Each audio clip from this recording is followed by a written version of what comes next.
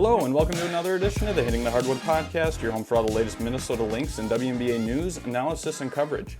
Thank you for tuning in to another episode. I am your host, Mitchell Hansen, and it's kind of hard to believe because it feels like we just got the season underway, but we are already 2 weeks into the regular season here in 2024, and we've seen a lot of entertaining battles so far. We've seen a lot of teams, specifically you look at the Minnesota Lynx that have kind of risen up the rankings, have gotten off to strong starts, and then you see teams such as Caitlin Clark and the Indiana Fever who have gotten a lot of attention. They've struggled to start the year. We have, as we sit here on Memorial Day, May 27th, Washington is the only team that has yet to record a win this season. But we've seen a little bit of both. We've seen some entertaining action, and it's just really good to have WNBA basketball back. It's good to have the season back, and it's good that the games are underway, and we have plenty to look forward to here moving forward. With that said, I want to, before we get into this week's guest and diving into the conversation with her, I just want to mention our Patreon page. We've seen a couple people join recently here this past week. Really appreciate everybody for their continued support for our Patreon page. If you're unfamiliar what that is, we have a Patreon page, our Patreon community. It's where I provide a lot of content that you don't get elsewhere. I provide a lot of, like I said, information, content. You get my power rankings every Monday. You get a weekly newsletter every Wednesday. You get a lot of content that, like I said, you don't get anywhere else. And it's very, very cheap. I appreciate everybody that has signed up for our membership tiers that we have listed right now. If you're kind of on the fence, you can try a 7-day free trial. Then if you like it, consider signing up.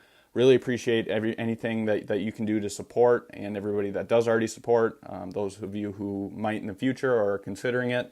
Really, our Patreon page is a way for me to continue to do what I do and continue to provide this podcast.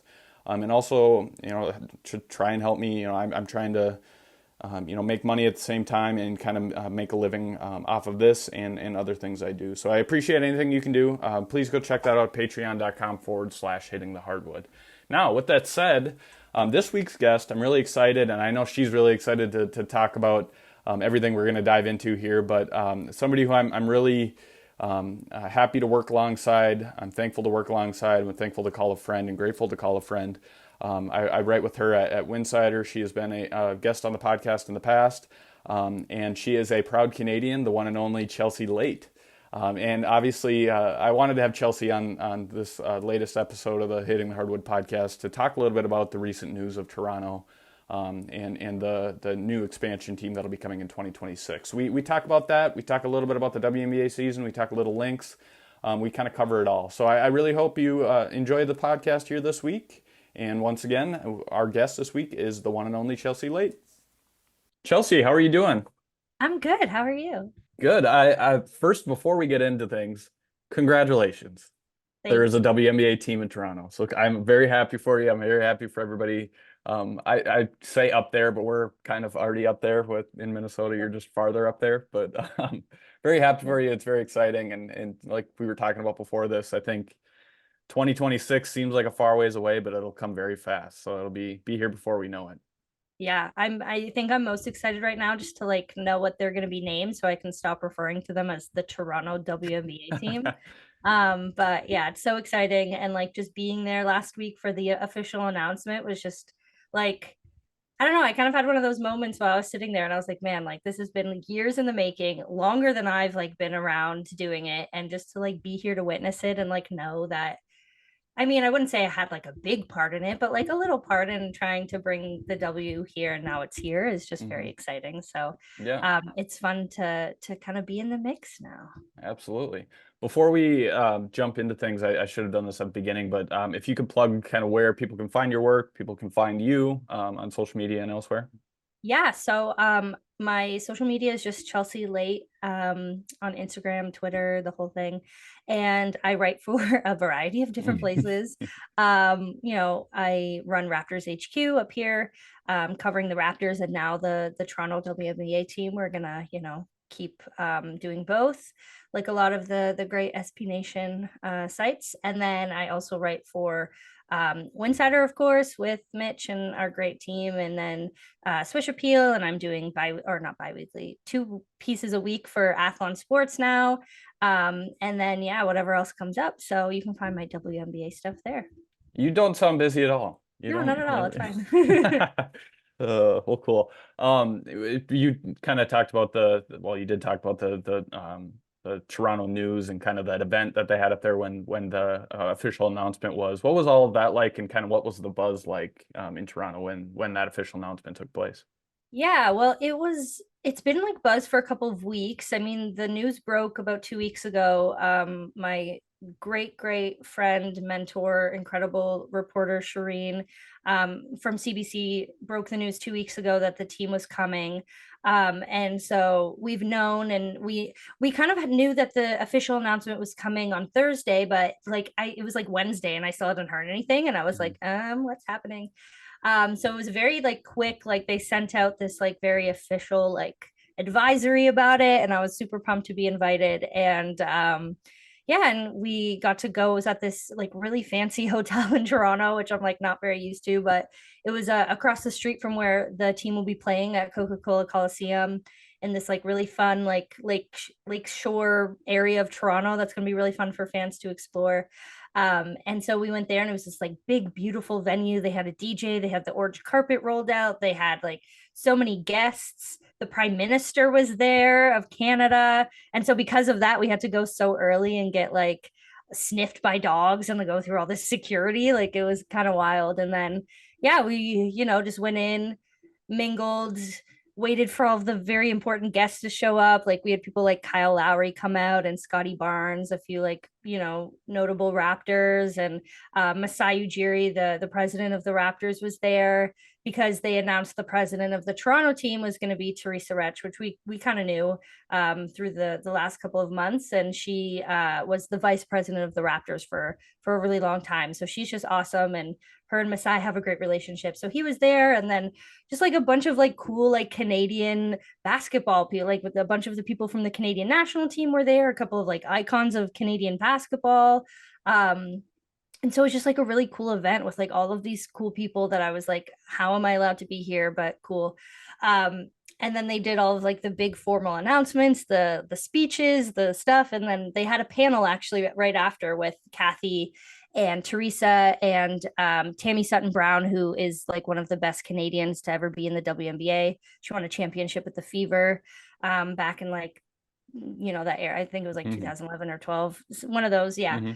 But so she was there, and then Stacey Dales was there like doing the whole thing. So it was just like a cool thing, and I got to like ask a couple questions and like be in the media scrum and like do all this cool stuff. And so yeah, it was just like a cool morning, and they announced the team, and we got to get a few insights on like what's going to happen and how they're going to pick the name and what their plans are and where they're going to play and like all of this cool stuff. So I mean, it wasn't too much knowledge that we didn't already know, but it was just fun for it to be confirmed and for us to be able to continue to talk about it, and to see all of the work. It was a really cool event. Like they put so much work into it, and to see that this team is going to be owned by some really like invested people who aren't just doing it because it's the cool thing right now, but have been trying to do it for years, and make sure that they're doing it right and are hiring the right people to do it is just really exciting. And for that to all be headed by a woman like Teresa, who is just so cool and I admire so much, is just,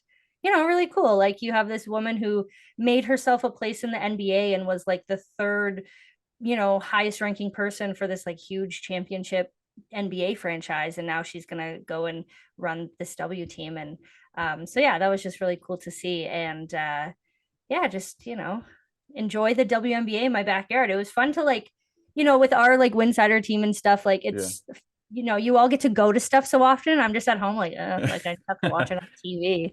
And so it was like my turn. I was like, I'm here. And you all were like, oh my God, we see you on the stream. And I was like, yeah. And it was just like fun to like it be at my place for once. Like the party was at my house for once. Yeah. No, it was cool to see all of your updates and you kind of giving us updates as the day was unfolding, and it was cool to see all of that. Not only kind of a behind the scenes look at it, but also just to kind of feed or feel and feed off of your energy and your excitement. It was a lot of fun. So I'm happy for you. That was great. It was so fun. It felt like Christmas. It was just Yeah. like the best. Like I was just there. I was like, this is so fun. Like I just want this to last forever. Right, right. I didn't want to leave. I was like, I don't want to leave. Like I don't, because nobody knows like when the next bit of information is coming. Now we just kind of wait and see like when stuff starts coming up. So I'm like, Right. oh, I don't want it to end. And Yeah. also I want a sweater. Those were really cool. Those were They're awesome, by so the way. cool. And I don't still don't have one. They were like, yeah, we don't have enough. And I was like, Oh, well, yeah, hopefully soon. I know, right? I'm like, send me a sweater, please. Yeah, yeah. Um, we were talking about this right before we started recording, but it's kind of nice that Toronto will have kind of an example to go off of. They have, they'll have Golden State the year before going through the process of everything and kind of give not only the franchise an idea of what the process is, but everybody covering it, yourself included. It gives you an idea of what to expect, what will take place. Will you kind of be watching that closely in the process over the next year in Golden State and kind of how that is similar or different from what you guys go through?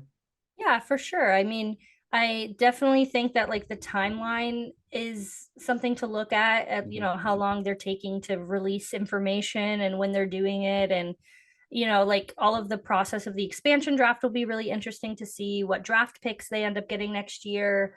And I think like, I don't think Golden State did any sort of like crowdsourcing for names or colors or anything like that. I know they mentioned last Thursday that like they wanted the kind of like public input on stuff for the Toronto team. It was something they did for the Raptors back in the day, and then people ended up picking the Raptors, which people joke about being, because of Jurassic Park and all that stuff. Yeah, But yeah, so I'm very curious to see how that goes and how it'll be the same and how it will be different. And I'm excited for stuff like, and one thing I am really curious about, because we're in an international market, like a lot of stuff that happens in the States, like merch drops and hmm things at Dick's Sporting Goods. Like we don't have Dick's Sporting Goods in Canada. Like I'm very curious to see how they like translate that stuff to Canada as well and make it accessible both in Canada and in the United States.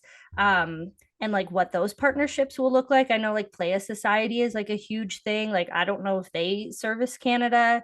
I haven't had the money to drop yet, so I haven't been able to see if they like how much shipping is to Canada or like what that process is like.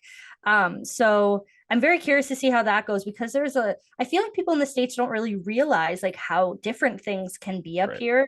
There's a lot that's the same, but there's also a lot that's different. And a lot of Canadian places are starting to have like WNBA merch or this or that, but it's still not to the level that you have in the United States. So yeah, I'm just curious to see how that works. And if they end up like doing like forming new partnerships here with places that we have, or if they end up like having stuff that's just available in the United States but not in Canada, even though the team's here. It's just, yeah, I'm hmm just curious about that stuff because I'm seeing how Golden State is rolling out like, their merch, or when they announced the name and they had all of that cool like swag that you could buy. Like I'm curious if that's going to be something that we have here as well, and if the Canadian versions of say like Nike or Fanatics or whatever kind of up their game to help us out a bit, because right now it's really really hard to get WNBA merch in Canada. And when you do, you pay like a lot of duty, you pay a lot of like shipping costs, hmm taxes are different here, so it's just like it's so much more expensive, plus the dollar like exchange rate and stuff like that. Right.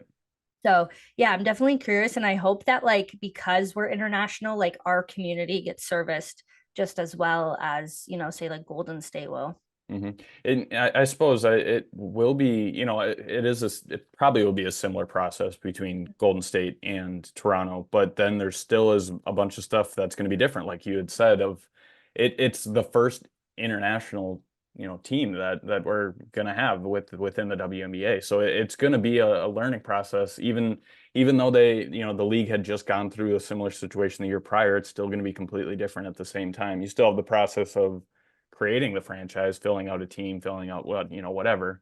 But you're going to have all of those other aspects too that are going to be different, which is kind of exciting, kind of an unknown right now. But Yeah. I think that's the beauty of it, and maybe it'll end up leading to more in the future. Who knows? Yeah, more international teams. Yeah. And I think the benefit too, like I know we don't want to compare the NBA and the WNBA very much and like all that stuff, but I mean, we did this with the Raptors, and like Yep.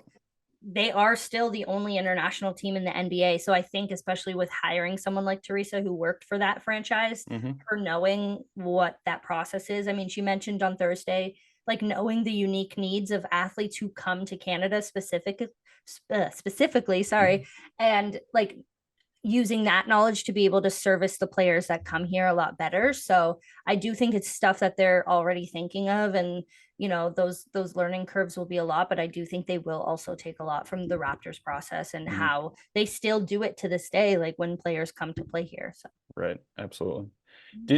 I think I know the answer to this question. I'm pretty sure I know the answer to this question, but did you have any doubts about it coming to Toronto? I know there was rumors, reports, other things that there was going to be another location right after the Golden State news, but did you have your doubts, or did you think it was going to happen all along?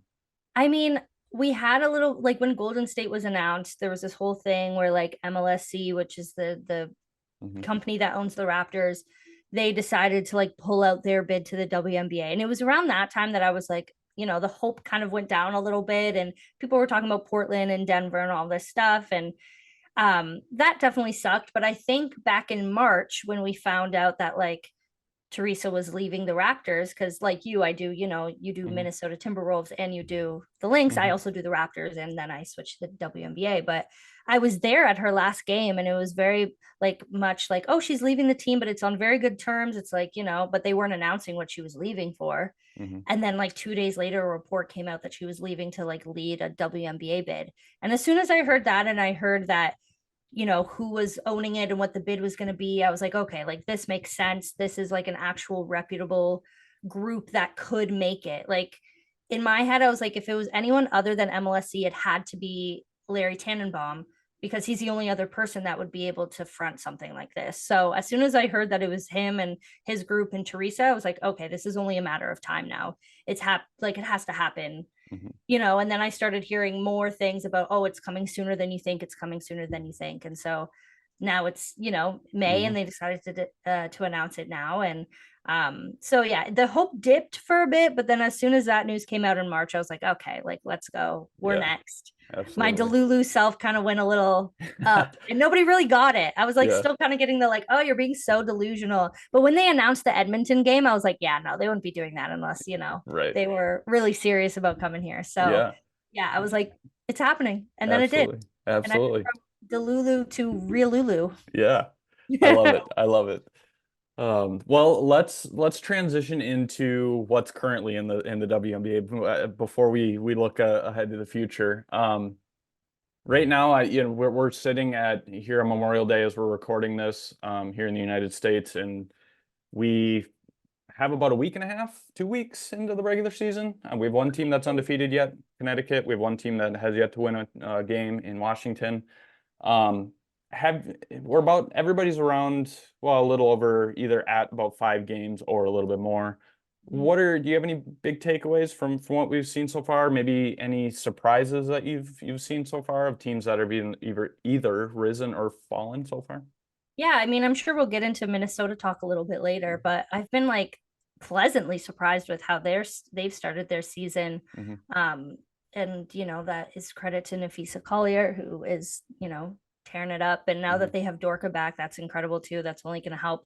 And then, Connecticut, I think, is always the sleeper team that people like for some reason like to forget about. And then they like come out and you're like, oh, like, yeah, they're still good. Maybe, I don't know, maybe it's just like the bias of whatever, but yeah, they've been incredibly good. I think I've been a little surprised with how Seattle has started, and I think that's kind of the same trajectory as maybe New York had last year, where it takes a new team a little bit of time to get they're like stuff together and build chemistry and all of that. So maybe like them, they've started a little bit slower than I've anticipated. And like I think today I was doing some work and thinking about Vegas and New York, and the whole like basically last year was like a battle between those two teams.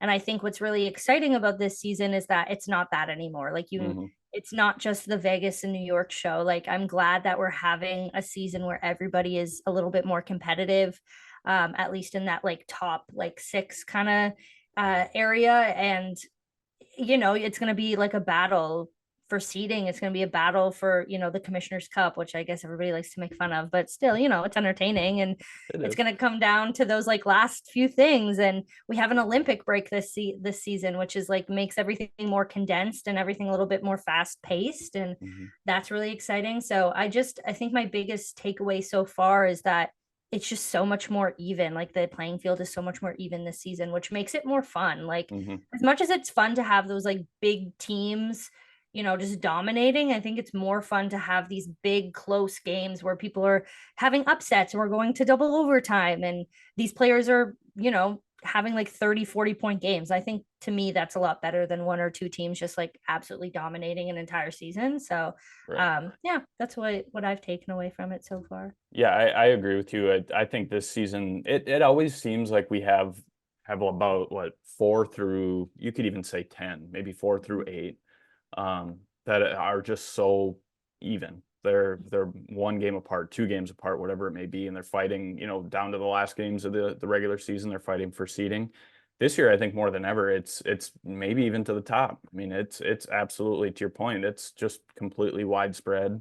I don't think there's any clear, favorite. I mean, Las Vegas is Las Vegas, and they're going to be there in the end, I think, anyway. But Yeah. not like last year where it was like, okay, it's New York and Las Vegas, and that's it. Or there could be a team that comes out. Maybe it's Minnesota, maybe it's Connecticut, maybe it is Seattle. They pull things together at the end of the year, and they make a run towards the end, and they upset one of those top teams.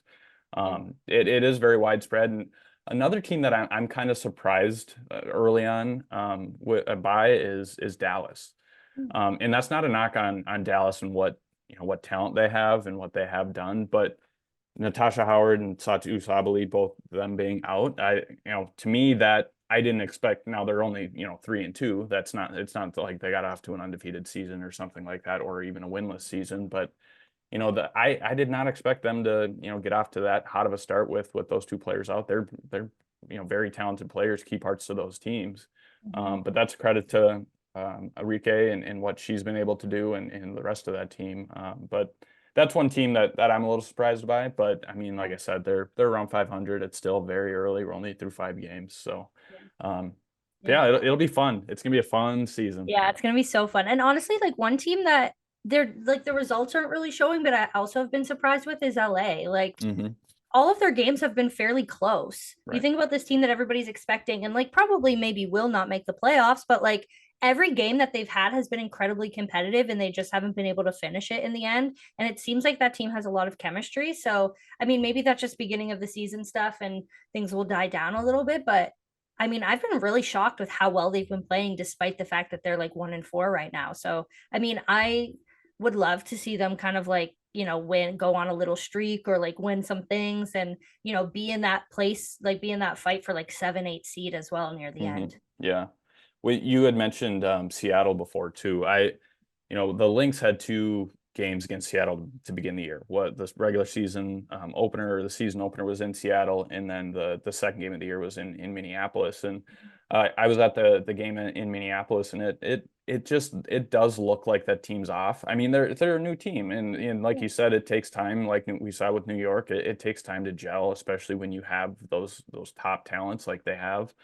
But you could just tell that they're not, and I haven't watched much of them since, admittedly, but you can just tell that they didn't have much going. They're still trying to feel each other out. I mean, you have Skylar Diggins-Smith who didn't play last year. I mean, it takes some time to get back into the swing of things, just her Yeah. specifically. But yeah, there's a lot of figuring out yet, and it's still early, but it's about those teams that maybe have things figured out, trying to jump out to an early lead, or kind of get that higher edge, at early on in the season. So when those teams do figure it out, you can kind of have the upper hand already. But Yeah. it's just good to have WNBA back. It's just, I love it. It's Yeah. good to have basketball. It's good to, here in Minnesota, we have, well, by the time people listen to this podcast, the Timberwolves might be done, but we have the Timberwolves in the playoffs. We have the Lynx doing well. It's a fun time to be watching basketball. I love Yeah. it. Give me 2026 when people are expecting the Raptors might be good again. So, Yep. I'm gonna Hey, be in the same page there in you a couple go. of years. There you go. Yeah, it's a fun time. I never thought that and while we haven't really in my life, well, with the exception of when I was younger, we haven't had the Timberwolves playing this late in the season. Yeah. We haven't had I think about the Timberwolves and Lynx staff. Jeff Munich, who I've had on this podcast a few times, he's the VP of fan experience with the Lynx and Timberwolves. He's at every single home game, and he's there all day. And the last 2 weeks have got to be just absolutely crazy for him. Just every other night, basically having a game, and sometimes back-to-back nights. But it's a good time. It's all good fun. It's good. It's a good busy. I tell people that all the time. It's busy, but it's a good busy. Exactly. But you had mentioned a little bit about the Lynx. So let's dive into the Lynx a little bit. This year, I mean, they've surprised me so far with what they've been able to do. Not that I didn't think that they would, be this caliber of team. I just didn't think it would happen this fast. And they've, Cheryl Reeve had talked about during training camp, they had a great training camp. Their chemistry was great right away. I think that's a credit to the people that they brought in too, and just their familiarity with each other. But what have you seen from the Lynx, and what's kind of surprised you early on? Is it that chemistry factor, or just kind of how fast they've been able to figure things out? Yeah, I think with them, like when you think about free agency, I think that they made a lot of really good, maybe like subtle moves in bringing, like Courtney and Alana in. And, you need those like steady veterans. I think the thing that the Lynx have been struggling with since Fowles retired is like that steady, veteran presence. And Nafisa has been finding her way through that over the past couple of years as she's like officially kind of become a veteran. And then you get more of those like experienced voices coming into the locker room. And then I think you also like they've been really lucky over the past couple of years with the draft. I mean, Dorka Juhas has to be the steal of the draft from last year. Like I think she was what, 14th she ended up being 16th, I think. 16th, something like that, right? Yeah. So it's like Either way, too low. yeah, either way, exactly. So you think about her and how much of an immediate impact she was able to make last year, and the fact that, she now has an overseas season under her belt, even though she was playing overseas pro like when she was a teenager as well. So you think about that, and then you think about, they added Alyssa Pilley now, and they have, I think it's just like that slow process that people these days maybe aren't patient enough for. They don't realize that we're playing chess here and that you have to like take and make these small moves. And I think now the benefit is that the Lynx have been making these small moves for like 2 years now. And finally, you have all of the pieces just kind of happening well at the same time. You have Nafisa, who's playing, the best that she's ever played. You have, Bridget Carlton, who's also playing well. You have like Alana Smith, who's playing so well, and like all of these people. And I think that chemistry just helps so well because if, you're on a team and you all like each other and you feel supported and all that stuff, it's just going to make you play better. So I think it's just like a good mix of everything happening at the right time. It's like the process that we all think about, when you're rebuilding a team, and it happens quicker for some franchises than other franchises. But I think the benefit with the Lynx is that they had a very clear plan in building around Nafisa, and it's just kind of worked so far. And I think that they're just going to like continue with that pattern of making sure that all of their decisions, rotate around her and what will make her shine the best. And yeah, I've been so pleasantly surprised with how they've worked. And like I mentioned before, like adding Dorka now that she's back from overseas, all of these people as they acclimate to the system, it's just, I think it's just going to get better for them. So that's really exciting. Yeah, I agree. I mean, the fact that they're 4-1, they could be 5-0 with the exception of losing to Connecticut, late in an overtime game and a questionable foul call that, they probably, maybe you can make the argument they should have won that game, be 5-0, whatever. But I mean, the fact that they're 4-1, through a week and a half, 2 weeks of the season, and they maybe haven't hit their peak yet. I mean, that's impressive. And now granted, they did play the likes of, Seattle before they're quote unquote figuring it out. And maybe they lucked out playing them now rather than the end of the year, but they still played Connecticut. They still played New York. They played Atlanta. They played some solid teams, and they've looked really well. They're really good against those teams, and they played really well. The biggest thing, I go back to what you had talked about with the veteran voice. That is a big thing with this team, and now this is going to sound like a knock on past players, but the past veterans that they had on the team, maybe they weren't the best veteran voices for the team. And now that, when Sylvia Fowles retired specifically, they were searching for that voice. Now, Nafisa Collier, she's still young. I mean, she's very talented. She's a star. She is the leader of this team, but she's still a young player. She's still trying to figure it out. Yeah, exactly. Um, so they needed that veteran, and the additions of Courtney Williams and Atisha Heidemann, I think, will go very a long way with this team. The Lynx have looked for steady presence there since Lindsay Whalen retired in 2018. And Cheryl Rivas talked about in the past of, the point guard leads this team, and it's an extension of her, and that reigns true with who they have there. So I do think that, this team is talented. I'm gonna win that argument with Arya about where they're gonna finish. Yeah. I do think they're a top five team. I could even see them, Mhm. maybe even 4-3. But yeah, it's going to be hopefully a fun year for the Lynx. It's been a fun start so far. But when it comes to let's talk about predictions. Who do you think will ultimately end up winning it all? Do you think it's still maybe one of those top two teams, Vegas, New York, or what do you think might happen as the year unfolds? I mean, I think it's going to be really hard to beat Vegas. Like, I think they're Yeah. still my top runner. But I think where last year it was like tier one being Vegas, tier two being New York, and then tier three being like that, like kind of group under. I Hmm. do think it's now like a tier one Vegas, tier two, like New York, Minnesota, Connecticut, and then you kind of Hmm. have the others. Maybe Seattle ends up getting up there, maybe, and then you have like Dallas and all of them kind of in the Right. middle. So I do think that it's a little bit more even now. And I think that if anybody is going to give the Aces a run for their money, it's that kind of second tier of really deep, really talented teams. Hmm. So I think I'm just excited that it's going to be a little bit of a fight for them. Like I don't think the Aces have really faced that much like on court adversity. Yeah. That's the word Yep. Yep. since Becky Hammond took over. So Yeah. it's going to be very interesting for them to like have to navigate Hmm. this new kind of landscape that they're in. Right.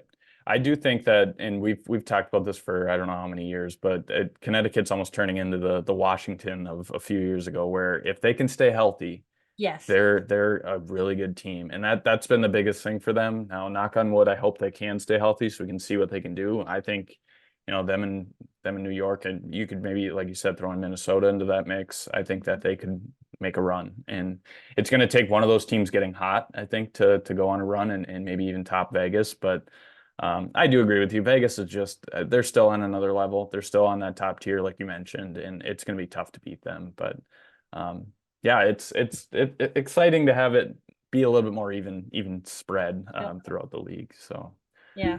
but well, cool. Well, hopefully in 2 years or a year and a half, we'll be talking about if Toronto's in the mix. Yep. Gotta Talking wait for about the name to come out. Hopefully it's absolutely. something good. Do you know a timeline at all? Do you know kind of around when we're gonna expect that? I mean, I think they're gonna start, they want to like do the whole public vote moment Sure. kind of thing. And so I Yep. think maybe that will happen into like the fall. Maybe they'll capitalize on like kind of the end of the WNBA season excitement for that. And then my best guess and when they might announce would be like maybe either draft lottery or like next year's like Mhm. draft, I would say. Or maybe during the expansion draft when, Golden State is picking, like that would be a really fun time to announce the name, just kind of going based on how long it took Golden State to announce that stuff. So, Mhm.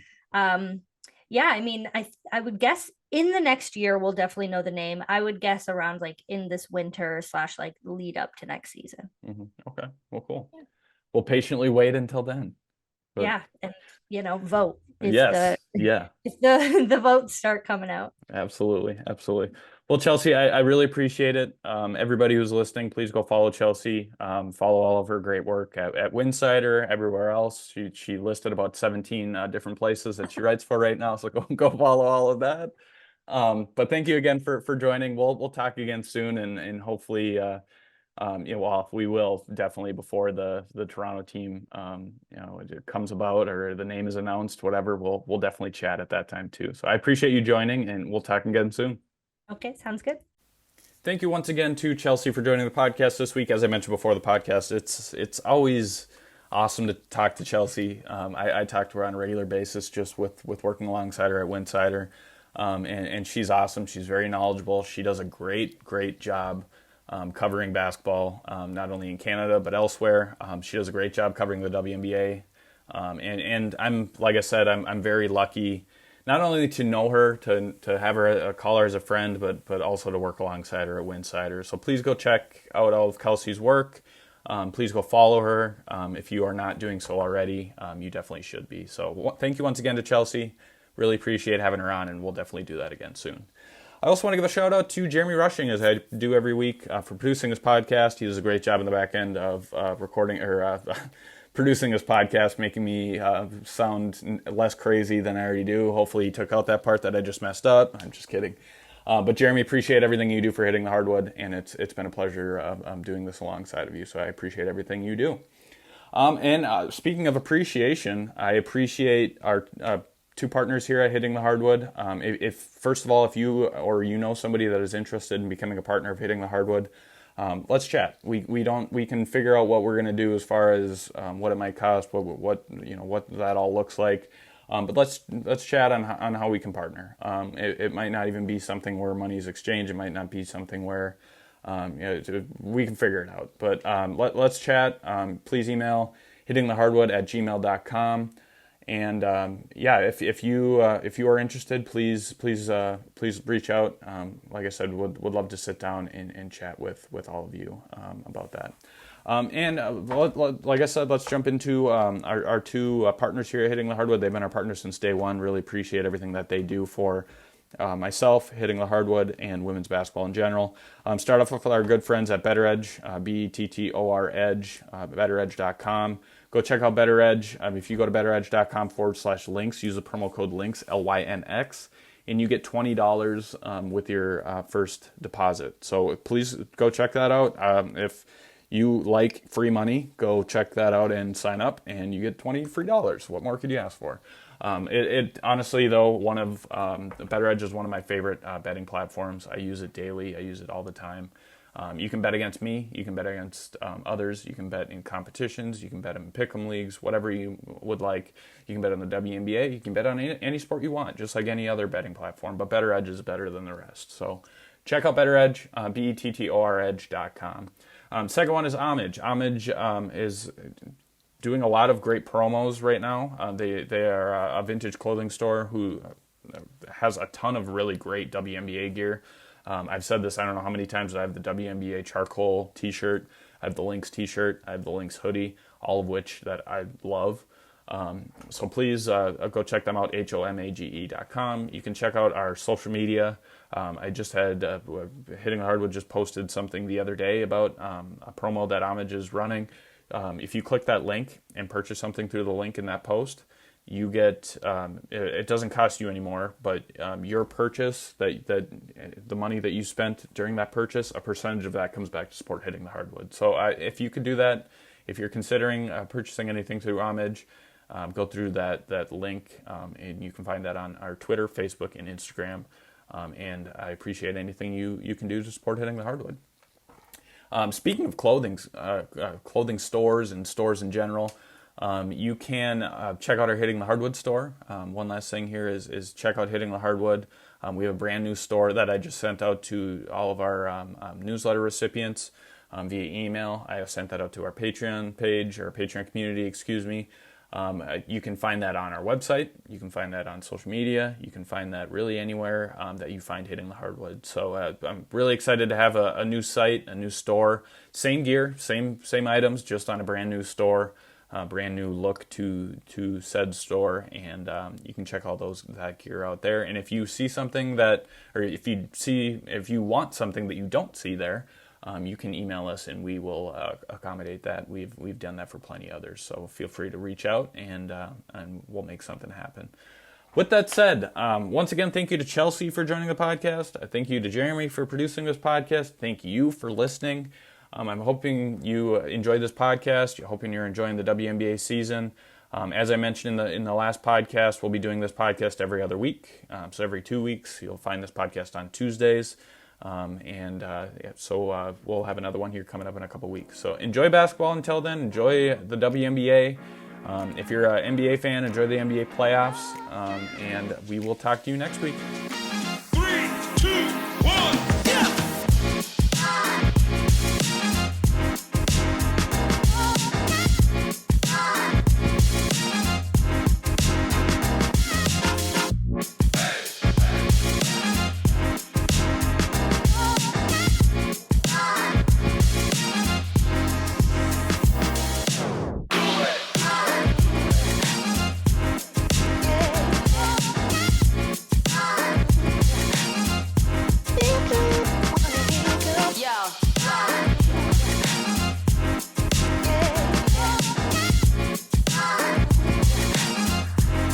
you.